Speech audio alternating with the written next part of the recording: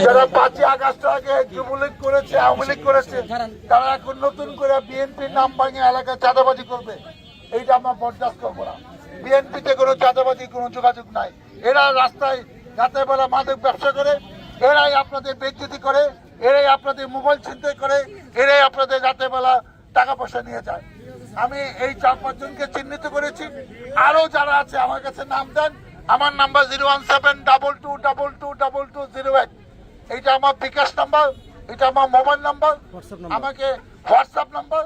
আমাকে আপনি এটা নাম্বার পাঠিয়ে দেন যে কারা এইসব কাজ করে।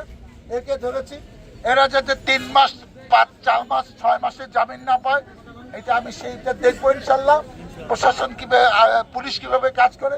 আর যারা আছে এদেরকে খুঁজে বাই করেন, এদের এলাকায় ধরলে এটা ধরে পুলিশের হাতে দিয়ে দেবেন। আপনি আজকে যেরকম ধৈর্য আটক রাখছেন, আমি আসছি, আবার আমাকে ফোন দিবেন, ধৈর্য আটক করেন, আমি এসে নিয়ে যাব পুলিশের সহায়তা। আমি এটা শান্তি, নরসিংপুর শান্তি, মানিকগঞ্জ পড়া দেখতে চাই। আপনারা কষ্ট করে টাকা উপার্জন করেন, এইসব সন্ত্রাস চাঁদাবাজিদের টাকা দেওয়ার জন্য না। এটা কষ্টের টাকা।